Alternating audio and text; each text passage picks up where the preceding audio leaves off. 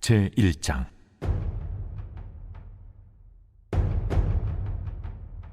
서른째 해 넷째 달 초닷새에 내가 그발강가 사로잡힌 자 중에 있을 때에 하늘이 열리며 하나님의 모습이 내게 보이니 여호야긴 왕이 사로잡힌 지 5년 그 달 초닷새라. 갈대아 땅 그발강가에서 여호와의 말씀이 부시 아들 제사장 나 에스겔에게 특별히 임하고 여호와의 권능이 내 위에 있으니라. 내가 보니 북쪽에서부터 폭풍과 큰 구름이 오는데 그 속에서 불이 번쩍번쩍하여 빛이 그 사방에 비치며 그 불 가운데 단쇠 같은 것이 나타나 보이고 그 속에서 네 생물의 형상이 나타나는데 그들의 모양이 이러하니 그들에게 사람의 형상이 있더라. 그들에게 각각 네 얼굴과 네 날개가 있고 그들의 다리는 곧은 다리요 그들의 발바닥은 송아지 발바닥 같고 광낸 구리같이 빛나며 그 사방 날개 밑에는 각각 사람의 손이 있더라. 그 네 생물의 얼굴과 날개가 이러하니 날개는 다 서로 연하였으며 갈 때에는 돌이키지 아니하고 일제히 앞으로 곧게 행하며 그 얼굴들의 모양은 넷의 앞은 사람의 얼굴이요 넷의 오른쪽은 사자의 얼굴이요 넷의 왼쪽은 소의 얼굴이요 넷의 뒤는 독수리의 얼굴이니 그 얼굴은 그러하며 그 날개는 들어 펴서 각기 둘씩 서로 연하였고 또 둘은 몸을 가렸으며 영이 어떤 쪽으로 가면 그 생물들도 그대로 가되 돌이키지 아니하고 일제히 앞으로 곧게 행하며 또 생물들의 모양은 타는 숯불과 횃불 모양 같은데 그 불이 그 생물 사이에서 오르락내리락 하며 그 불은 광채가 있고 그 가운데에서는 번개가 나며 그 생물들은 번개 모양같이 왕래하더라. 내가 그 생물들을 보니 그 생물들 곁에 있는 땅 위에는 바퀴가 있는데 그 네 얼굴을 따라 하나씩 있고 그 바퀴의 모양과 그 구조는 황후같이 보이는데 그 넷은 똑같은 모양을 가지고 있으며 그들의 모양과 구조는 바퀴 안에 바퀴가 있는 것 같으며 그들이 갈 때에는 사방으로 향한 대로 돌이키지 아니하고 가며 그 둘레는 높고 무서우며 그 네 둘레로 돌아가면서 눈이 가득하며 그 생물들이 갈 때에 바퀴들도 그 곁에서 가고 그 생물들이 땅에서 들릴 때에 바퀴들도 들려서 영이 어떤 쪽으로 가면 생물들도 영이 가려 하는 곳으로 가고 바퀴들도 그 곁에서 들리니 이는 생물의 영이 그 바퀴들 가운데에 있음이니라.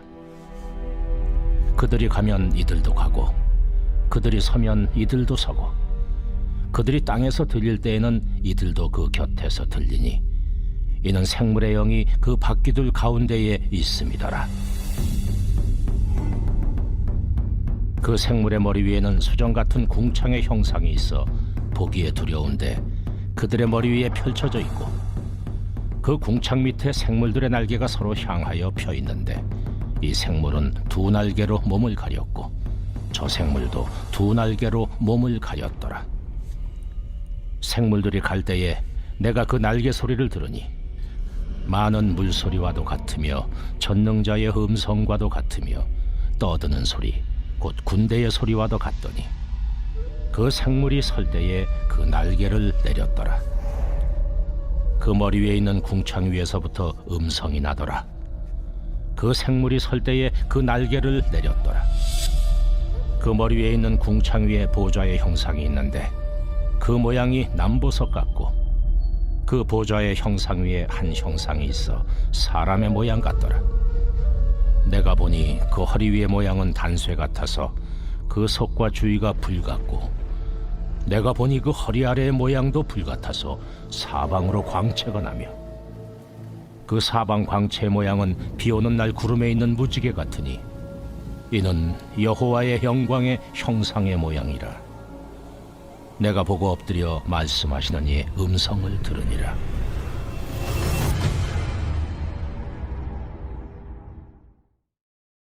오늘 에스겔서 1장 말씀을 중심으로 하늘이 열리면 땅의 해석이 달라진다. 하늘이 열리면 땅의 해석이 달라진다라는 제목으로 함께 말씀을 묵상해 보겠습니다.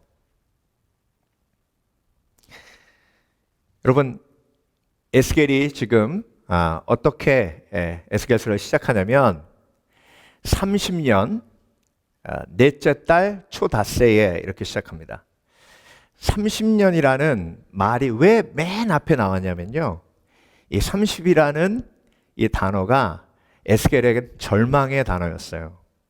왜냐하면 5년 전에 예루살렘이 초토화되고 바벨론이 예루살렘을 멸망시켰습니다.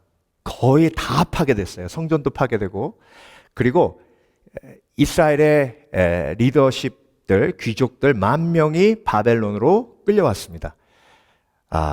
그래서 바벨론의 노예로 잡혀온 거예요. 포로로 잡혀온 겁니다.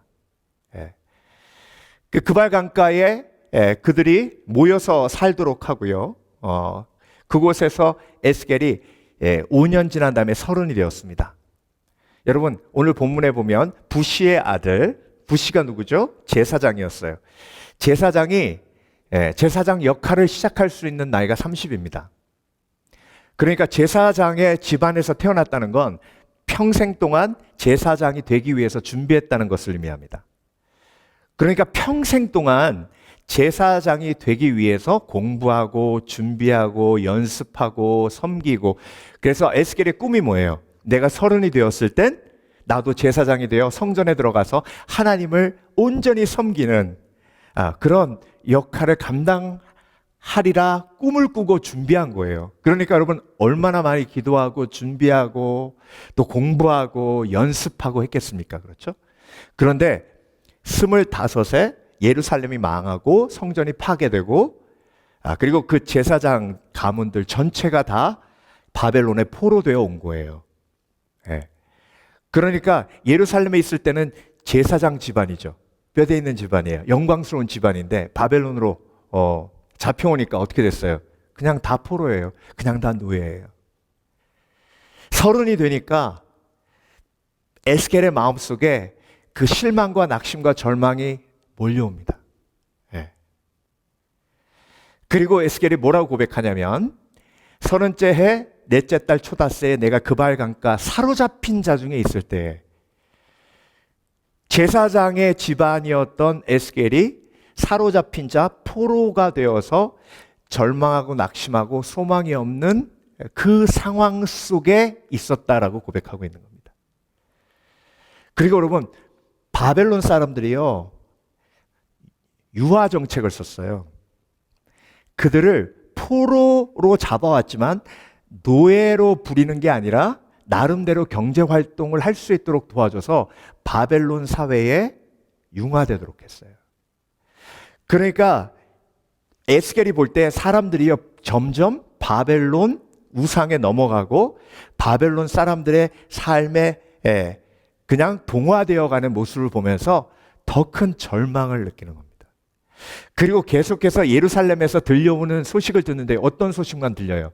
지금 592년인데 완전히 예루살렘이 초토화돼서 성벽까지 다 무너지는 게 6년 후 586년입니다. 그러니까 6년 동안 예루살렘에서 계속 들려오는 소식은 뭐예요? 계속해서 더 안 좋은 소식, 더 절망적인 소식만 계속 들려오는 거예요. 그런데 하나님이 에스겔의 절망, 에스겔의 낙심을 그대로 내버려 두지 않으셨어요. 자, 하나님이 그 절망을 해결하실 때 어떤 방법을 사용하셨어요? 하늘이 열리며. 하나님의 모습이 내게 보이니. 저와 여러분이요, 하나님 앞에 나와 예배할 때 하나님은 제일 먼저 뭘 보시냐면 저와 여러분의 낙심한 마음을 보세요. 절망한 마음을 보십니다. 여러분, 예배 속에서 여러분의 낙심, 절망이 해결되지 않으면요, 어떤 현상이 벌어지냐면 세상에 나아가서 세상에서 소망을 찾아요. 그래서 예배 속에서 하나님이 제일 먼저 하시는 게 저와 여러분의 낙심과 절망을 드러내시는 겁니다. 저와 여러분, 오늘 하루도 이렇게 절망하고 이렇게 낙심하고 이렇게 실망하셨죠? 그 마음을 숨기지 마세요. 하나님 앞에 그 낙심과 실망을 꺼내놓으세요. 하나님이 지금 예배를 통해서 가장 회복하기 원하시는 건 여러분의 절망한 마음, 낙심한 마음, 무너진 마음, 깨진 마음이에요. 왜? 그게 회복되지 않으면 비전도 필요 없어요. 그게 회복되지 않으면 내 삶에 소망이 없어요. 그게 회복되지 않으면요, 세상의 유혹에 얼마나 쉽게 넘어가는지 모릅니다. 그게 회복되지 않으면 세상에서 소망을 찾아 조금만 나에게 귀에 솔깃하는 소리가 들리면 바로 내 발이 그쪽으로 옮겨가요. 그래서 여러분, 크리스찬들은요, 예배 속에서 내 실망과 낙심과 절망을 하나님 앞에 꺼내놓고 하나님이 하늘을 열어주실 때에, 그때에 내 불신앙을 깨달아야 합니다. 지금 에스겔이 실망하고 낙심한 이유가 뭐예요? 눈에 보이는 것을 내 맘대로 해석해서 그래요. 포로된 상황, 예루살렘이 무너진 상황, 그리고 그발 강가에 사로잡힌 자 중에 있는 내 상황, 그리고 제사장의 집안에서 태어나 이제 30이 되었는데도 아무것도 할 수 없는 내 삶을 그냥 절망으로 해석했던 에스겔의 어리석은 불신앙을 하나님이 열어주시는 거예요. 깨닫게 하시는 거예요. 그러니까 여러분, 하늘이 열리면 땅의 해석도 달라집니다. 하늘이 열려 계시가 임하면 내가 불신앙으로 해석했던 이 땅의 삶의 문제들이 새롭게 해석됩니다. 그래서 여러분, 오늘도 이 시간 하나님 앞에 예배할 때에 에스겔에게 주셨던 동일한 역사가 우리 가운데 임하는 줄 믿습니다. 하늘이 열리는 줄 믿습니다. 여러분, 하늘이 열리는 게 뭐예요? 목사님, 저도요, 에스겔처럼 하나님이 환상을 보여주시면 제 마음속에 있는 낙심, 근심 모두 다 사라질 거예요. 근데 저는 평생 살면서 하나님이 그런 환상을 보여주신 적이 없어요. 여러분, 오늘 새벽에도 말씀드렸지만 에스겔은 환상을 본 사람이고 이스라엘 백성들은 환상을 받은 사람이에요. 그렇죠? 에스겔이 그 환상을 보고 그 환상을 이스라엘 백성들에게 전해줬잖아요. 그러니까 이스라엘 백성들은 환상을 받은 사람이에요. 전해받은 사람. 그런데 누가 더 상이 커요? 에스겔은 환상을 봤어요. 보고 믿었어요. 근데 예수님이 뭐라고 하셨어요? 보지 못하고 믿은 자들이 더 복이 있다 하셨죠. 그렇죠? 그래서 이스라엘 백성들은 보지 못한 환상을 믿었어요. 그러면 상이 더 커요. 저와 여러분도 에스겔이 본 환상을 말씀을 통해 전해받았어요. 그러면 우리가 믿음으로 그것을 받으면 에스겔이 누렸던 상보다 더 큰 상을 우리가 누리게 하실 줄 믿습니다. 믿습니다. 그래서 여러분, 하나님이 에스겔에게 환상을 보여주시고 그 환상을 전하도록 하셔서 저와 여러분이 그 전함받은 환상을 믿을 때 에스겔이 누렸던 복보다 더 큰 복을 누리게 하시는 하나님의 능력이 우리 가운데 임하게 되는 줄 믿습니다. 믿습니다. 그래서 여러분, 오늘 하늘이 열리면 땅의 해석이 달라지는데요. 우리 인생에서 가장 중요한 세 가지 해석이 하늘이 열리기 전과 하늘이 열린 후의 해석이 완전 달라요. 첫 번째, 오늘 본문에 나오는 폭풍에 대한 해석입니다. 폭풍이 뭐예요? 예루살렘 성전이 망한 거예요. 폭풍이 뭐예요? 바벨론이 쳐들어온 거예요. 폭풍이 뭐예요? 10,000명이 포로되어 바벨론 땅에 잡혀온 거예요. 폭풍이 뭐예요? 아무것도 할 수 없고 그발 강가에서 촌락을 만들어서 그곳에서 포로된 자로 살아가는 거예요. 폭풍이 뭐예요? 제사장이지만 제사장의 역할을 감당할 수 없는 거예요. 폭풍이 뭐예요? 실망한 거예요. 폭풍이 뭐예요? 낙심한 거예요.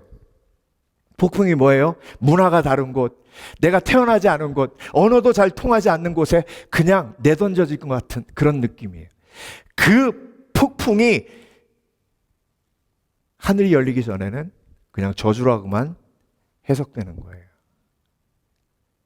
근데 여러분, 그 폭풍이 하늘이 열리는 어떻게 해석되는지 보세요. 4절, 내가 보니 북쪽에서부터 폭풍과 큰 구름이 오는데, 자, 하늘이 열린 상태에서 폭풍과 큰 구름이 오는데 어떤 그 속에 무엇이 보입니까? 그 속에서 불이 번쩍번쩍하여 빛이 그 사방에 비치며 그 불 가운데 단쇠 같은 것이 나타나 보이고. 여러분, 단쇠가 뭐예요? 단련된 쇠예요. 그러니까 그 폭풍 속에 빛이 있는데 그 빛 속에 연단받은 쇠가 있다는 거예요. 그러니까 여러분, 하늘이 열리기 전에는 폭풍이 그냥 저주였고 폭풍이 그냥 재앙이었는데 하늘이 열리니까 폭풍 속에 빛이 보이고 그 속에 연단받은 철이 보이는 거예요. 그러니까 여러분, 하늘이 열리기 전에 폭풍은 재앙이었지만 하늘이 열린 다음에 폭풍은 뭐예요? 연단은 내가 정금같이 나오게 하시는 하나님의 계획이 들어있는 복입니다. 그래서 욥이 그렇게 고백했잖아요. 앞으로 가도 보이지 않고 뒤로 가도 보이지 않고 오른쪽으로 가도 하나님이 계시지 않고 왼쪽으로 가도 하나님이 계시지 않아. 내가 절망하고 낙심하지만 오직 나의 가는 길을 그가 하시나니 그가 나를 연단하신 후에 내가 정금같이 나오리라. 여러분, 욥기를 묵상하면서요, 욥은 하늘이 열린 사람이에요. 열려있는 하늘을 보는 사람이에요. 저와 여러분에게도 하나님께서 오늘 예배를 통해 하늘을 열어주십니다. 근데 여러분, 하늘이 열리는 게 뭔지 아세요? 환상을 보는 것, 계시를 받아들이는 것도 하늘이 열리는 것이지만 결국 하나님과의 커뮤니케이션이 연결되는 게 하늘이 열리는 거예요. 그래서 여러분, 그리스도인들에게 하늘이 열리는 경험은요, 예수님이 십자가에 못 박혀 죽으실 때 휘장이 위에서부터 아래로 찢어졌죠. 그렇죠? 이게 이제 하늘이 열렸다라는 뜻이에요. 그러면 하늘이 열림을 경험하는 과정은 뭐예요? 예수 그리스도의 십자가를 의지하고 지성소 안으로 들어가는 게 하늘이 열리는 거예요. 그러니까 여러분, 우리는요, 예수 그리스도의 십자가의 은혜를 통해 열린 하늘을 매 예배 때마다 경험하게 되는 줄 믿습니다. 그래서 여러분, 우리 삶 속에, 우리 마음 속에, 우리 환경 속에 닥친 폭풍 때문에 맨날 낙심하고 절망하잖아요. 폭풍이 내 힘으로 됩니까?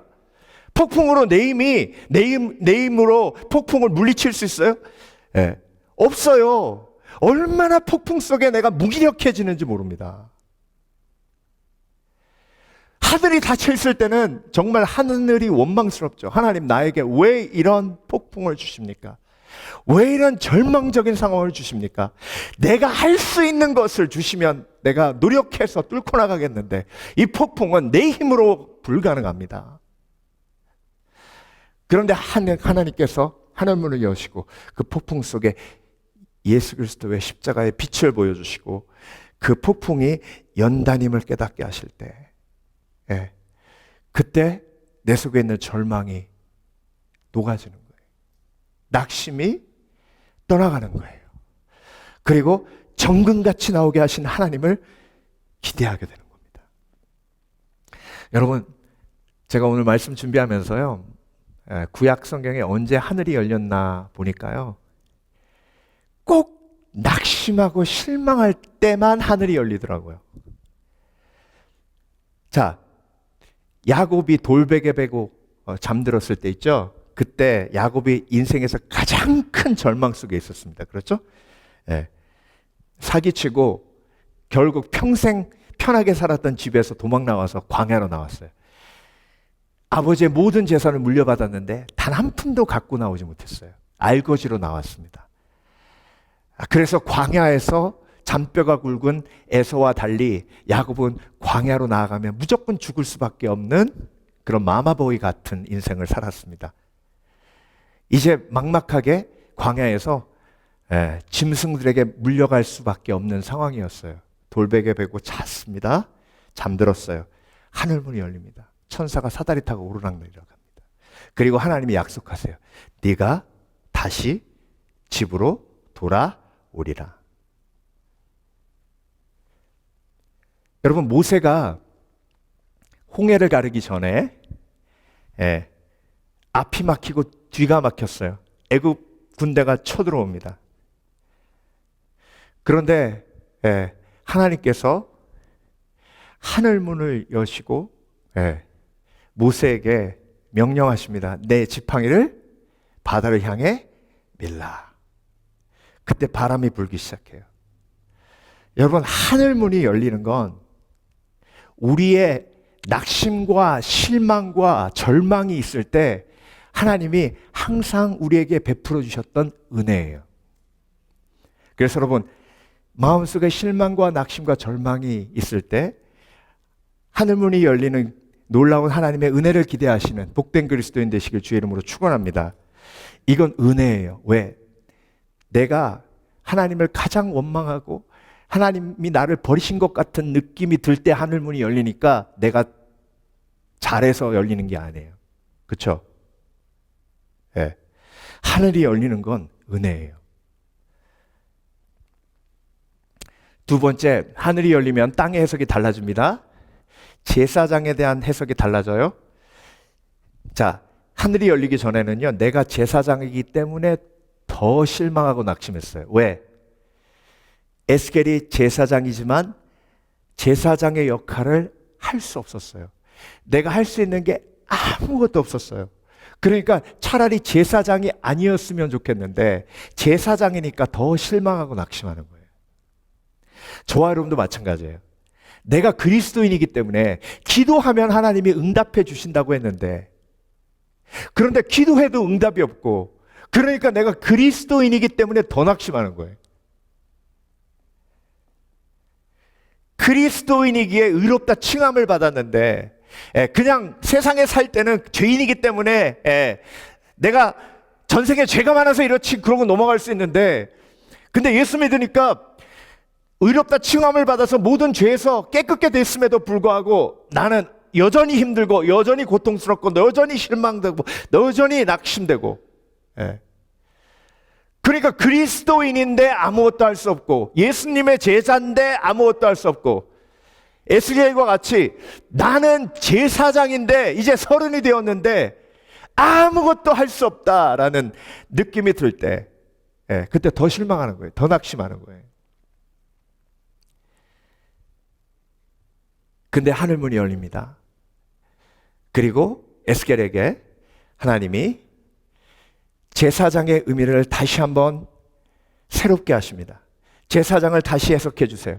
갈대아 땅 그발 강가에서 여호와의 말씀이 부시 아들 제사장 나 에스겔에게 특별히 임하고 여호와의 권능이 내 위에 있느니라. 여호와의 권능이 내 위에 있느니라. 하늘이 열리기 전에는 여호와의 권능이 내 위에 있음을 못 봤어요. 여호와의 권능이 내 위에 있는 걸 하늘문이 열리니 보는 거예요. 그러면 그 권능으로 뭐 하라고 하신 거예요? 네가 본 환상을 이스라엘의 백성에게 선포하라. 네가 본 환상을 이스라엘 백성들에게 선포하라. 여러분, 그리스도인들이 아무것도 할 수 없게 만드시는 이유가 뭔지 아세요? 기도하라고 하시는 거예요. 죄인은요, 내가 무언가 할 수 있으면 기도 안 합니다. 그리고 기도하는 사람들한테 손가락질해요. 아유, 기도하면 빵이 떨어져, 떡이 떨어져. 나가서 삽질 한 번 더 하는 게 낫지. 그래서 나가서 삽질해요. 기도 안 해요. 그러니까 하나님이 삽질도 못하게 만드시는 거예요. 기도밖에 없음을 깨닫게 하시는 거예요. 여러분, 북한 땅이 열리는 게 외교적으로 가능합니까? 경제적으로 가능해요? 아무리 생각해도요, 북한 땅이 열리는 건 불가능한 일이에요.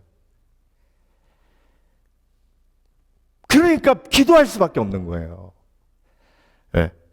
여러분, 그리스도인은요, 제사장으로 부르심을 받았습니다. 왕 같은 제사장으로. 그 이유가 뭐예요? 기도할 수 있기 때문에.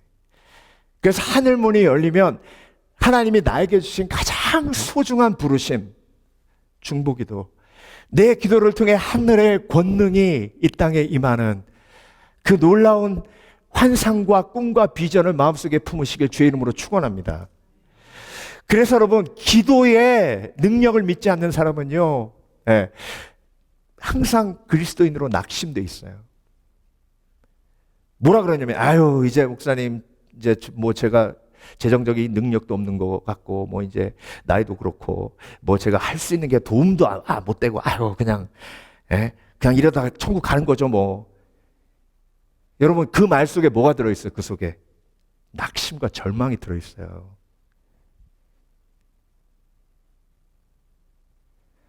여러분, 하나님이 그걸 가장 안타깝게 보세요.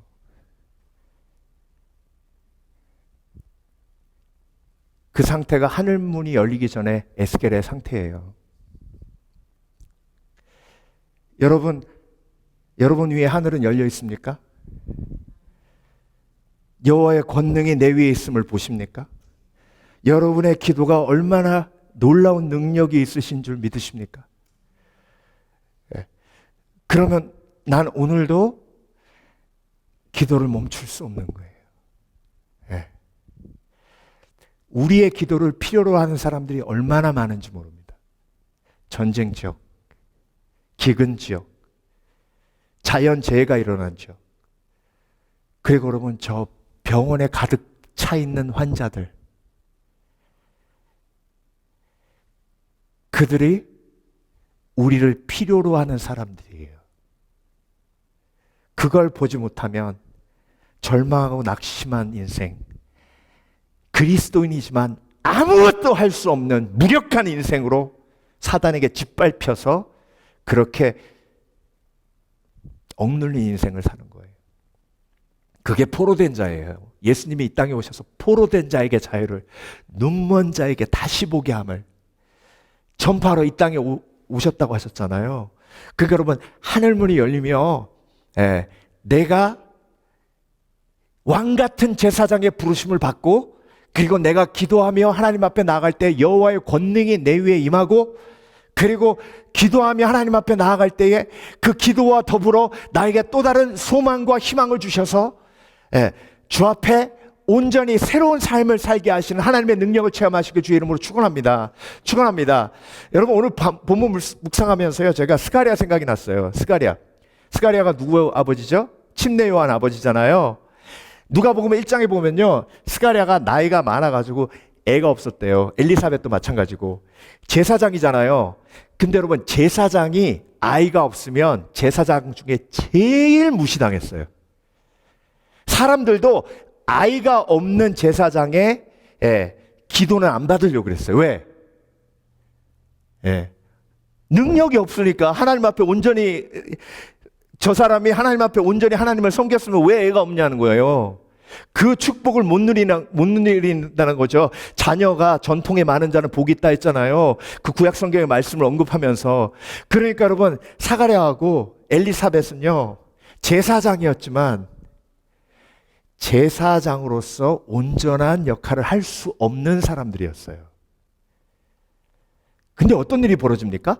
제비를 뽑았는데요, 성전 안에 성소에 들어가서 분향하는 사람을 제비 뽑아서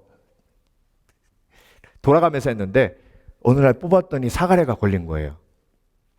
그래서 성소로 들어갑니다. 그때 누가 나타나요? 가브리엘 천사가 나타나요.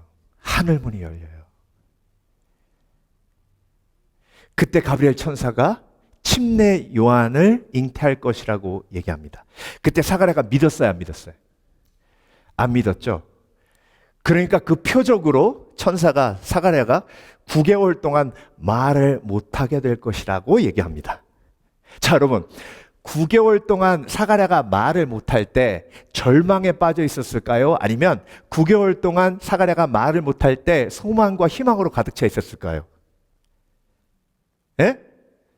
아니, 그게 침례 요한이 태어난 사인이잖아요. 그러니까 사가랴가 말을 하면 침례 요한 안 태어나는 거예요. 그러니까 자기가 아무리 말을 하려고 해도 말이 안 나와요. 그러면 사가랴는 어떤 느낌이 있겠어요? 말이 안 나오네? 너무 기분 좋아. 그러면 아기가 태어난다는 거 아니야? 야, 말이 안 나와. 너무 기분 좋아. 너무 행복해. 맞아요, 틀려요? 그쵸? 이게 하늘문이 열렸을 때 이렇게 해석이 달라지는 거예요. 여러분도 마찬가지예요. 상식적으로 보면 9개월 동안 말 못하는 건 그건 재앙 중에 재앙입니다. 저주 중에 저주고. 근데 하늘문이 열려서 말씀이 임하고 계시가 임하니까 말 못하는 9개월이 너무 행복한 거예요. 해석이 달라지니까. 여러분, 오늘도 여러분 삶 속에 하나님께서 허락해 주신 그런 특별한 계시가 여러분의 삶의 제사장을 다시 한번 해석하는 지혜로 임하시길 주의 이름으로 축원합니다. 네. 그래서 저와 여러분, 오늘도 하늘문이 열리기에 내가 무기력한 왕같은 제사장이 아니라 하늘의 성령의 권능이 임한 능력 있는 그런 왕같은 제사장님을 기억하시길 주의 이름으로 축원합니다. 그래서 내가 어떤 상황 속에서도 나는 의미 있는 삶을 살 수 있어요. 왜? 어느 삶 속에서도 기도하고 중보하니까. 어느 상황 속에서도 그걸 통해서 하나님이 그 권능의 능력을 나에게 부어주시고 내 삶을 의미 있게 만드세요. 내가 개인적으로 이룬 성취는요, 그건 어떻게 생각하면 바벨탑일 수도 있어요. 바벨탑은 그냥 무너지고 쓰러지는 겁니다. 그런데 내가 중보기도로 쌓은 것은 단이에요. 하나님은 단을 기억하십니다. 탑을 기억하시는 게 아니라. 마지막으로 하늘이 열리면 땅의 해석이 달라지는데요. 미래에 대한 해석이에요. 미래. 여러분, 오늘 본문의 환상은요, 지금 현재의 모습을 보여주기도 하지만 환상은 항상 미래의 모습을 미리 보여주시는 하나님의 계획을 담고 있습니다. 근데 그 환상을 그림으로 이렇게 그리면요, 여러분, 중앙에 보좌가 있고요, 바퀴가 연하여 있고, 그리고 내 얼굴을 가진 생물이 저렇게 날개를 가지고 위치해 있었습니다.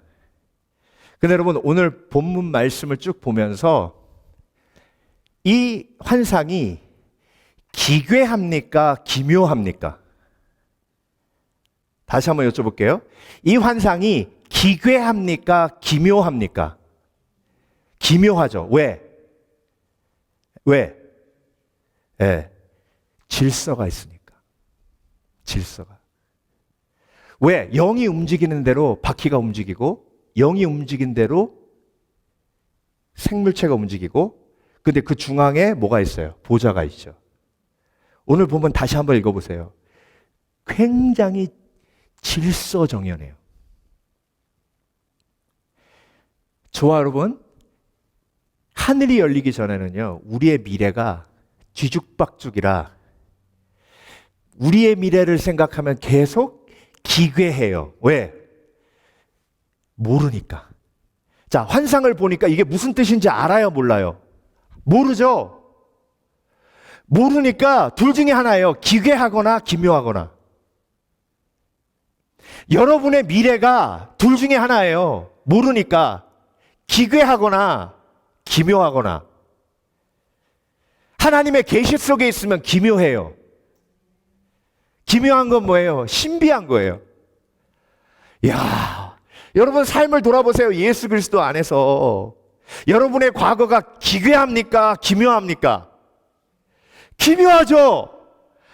어떻게 내가 거기에 가서 그 사람을 만나서 어떻게 복음을 듣고 내가 예수를 믿어가지고 내가 미국에 안 왔으면은 예수 못 만났을 수도 있는데, 이게 기묘함이죠. 기괴함이 아니라. 왜? 하나님의 질서 속에 있으니까.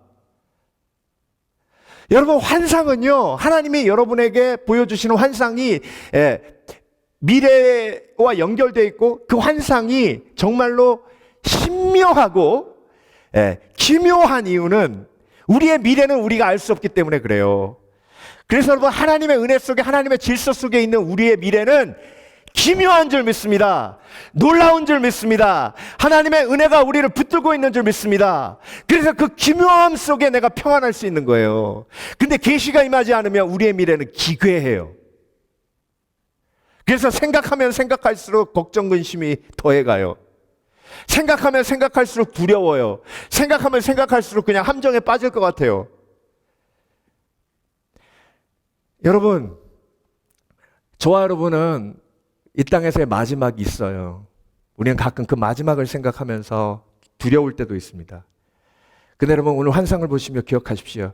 우리의 마지막은 성령의 인도하심 속에 보좌의 다스림 속에 있습니다. 그래서 절대 기괴하지 않아요. 기묘합니다. 그 기묘하신 하나님의 은혜 속에 있기 때문에 알 수 없지만 미지의 세계지만 그렇지만 우리가 평안할 수 있는 거예요.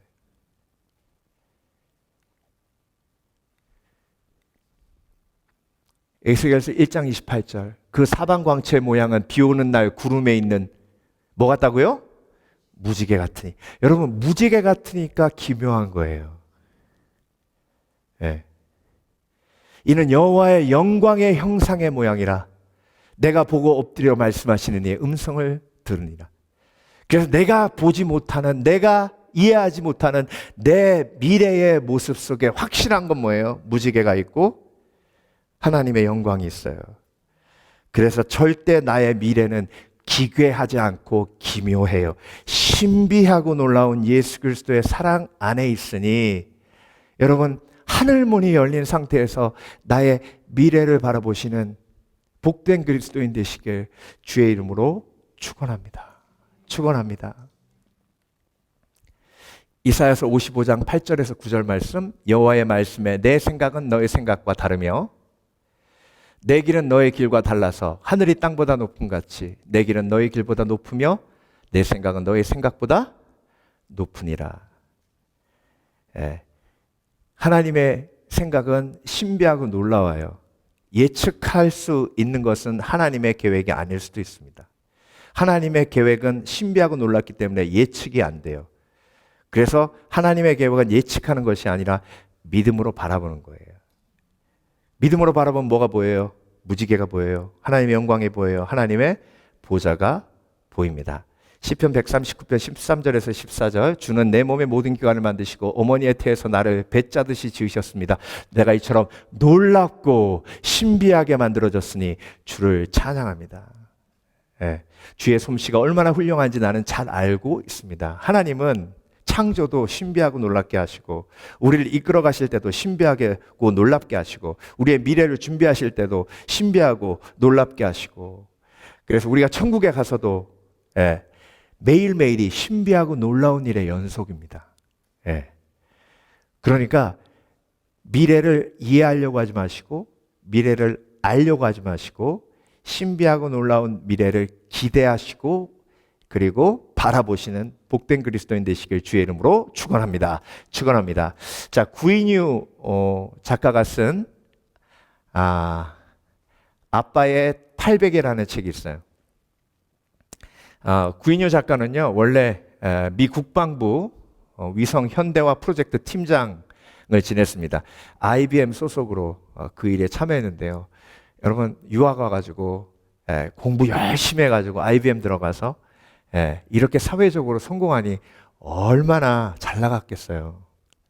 그때 구인효 작가가 그렇게 얘기합니다. 그때는 정말 내 인생의 봄이었고 내 인생의 가을이었고 일어나면 봄바람이 착 내 얼굴을 어루만지고 그 다음날 되면 가을의 수확이 나를 즐겁게 했고 근데 여러분 갑자기요 우울증이 찾아옵니다. 근데 여러분 우울증 종류도 여러 가지인데요. 근데 이분이 재력도 있고 사회적 지위도 있으니까 얼마나 좋은 의사들을 많이 만났겠어요. 근데 치료가 안 되는 거예요. 그래서 의사가 치료하지 못하니까 뉴에이지에 빠지고 그리고 불교부터 시작해서 명상, 참선 안 다닌 데가 없답니다. 15년 동안 우울증하고 싸우면서 모든 걸 다 잃었어요. 그리고 갈 곳이 없어서 이제 더 이상 트라이 할 게 없어서 마지막으로 예수 믿기로 했습니다. 그래서 어떤 전도사님 만나서 예수님 영접하고 그때부터 이제 신앙생활 하면서 예수 믿는 목적이 뭐예요? 우울증 이기는 거예요. 일상으로 돌아가는 거예요. 15년 그렇게 허송세월 했으니까. 근데 여러분, 예수 믿은 지 얼마 안 돼서 하나님이 환상을 보여줘요. 하늘문이 열려요. 근데 하늘문이 딱 열렸는데 오늘 본문에 나와 있는 사자 나오죠? 사자가 바퀴를 끌고 하늘로 마치 막 비처럼 확 올라가더래요. 그 환상을 본 거예요. 딱 깼는데 그때 자기 머릿속에 무슨 생각이 들었냐면, 나의 우울증은 내가 하나님을 만나기 위해 타고 올라가는 특급 열차다, 이렇게 해석한 거예요. 이건 자기 해석이 아니에요. 깨고 나니까 성령께서 그렇게 해석하게 하신 거예요. 근데 놀라운 건요, 그 해석을 딱 하자마자 우울증이 떠났어요. 그래서 회복되고 치유돼가지고 이 책 쓴 거예요. 결국 영적인 문제인지 깨닫고요, 요한복음 8장 44절 악한 영이 온 것은 속이고 너희들이 악에 거하게 하기 위함이라는 말씀 붙들고 환상을 대적하는데요, 원숭이 무리가 자기를 보면서 항상 손가락질하면서 비웃는 영상이 항상 자기 앞에 이렇게 그려져 있었대요. 근데 그 말씀으로 대적하니까 그 악령의 환상이 깨집니다. 그리고 회복됐어요. 여러분, 하늘 문이 열리면요, 내 인생의 해석이 완전 달라져요. 그때 실망과 낙심과 절망이 사라지면서 우리 영혼이 회복되는 줄 믿습니다. 그래서 오늘 기도하실 때요, 하나님, 이제 저도 열린 하늘을 보게 하시고 하나님께서 허락해 주신 그 열린 하늘문을 보고 내 삶에 하나님께서 허락해 주신 폭풍을 다시 재해석하게 하시고, 그리고 나의 부르심, 양같은 제사장으로 부르신 그리스도인으로 부르신 나의 부르심, 내가 무력한 사람이 아니라 하나님의 권능 속에 있는 사람을 깨닫게 하여 주시옵소서. 그리고 내가 미래를 볼 때에 기괴한 미래를 보는 것이 아니라 하나님 은혜 속에 무지개를 보게 하시고 하나님의 영광을 봐, 기묘한 미래를 봐, 오늘도 소망으로 살아갈 수 있도록 주께서 역사하시옵소서. 간구하시는 복된 그리스도인 되시길 주의 이름으로 축원합니다.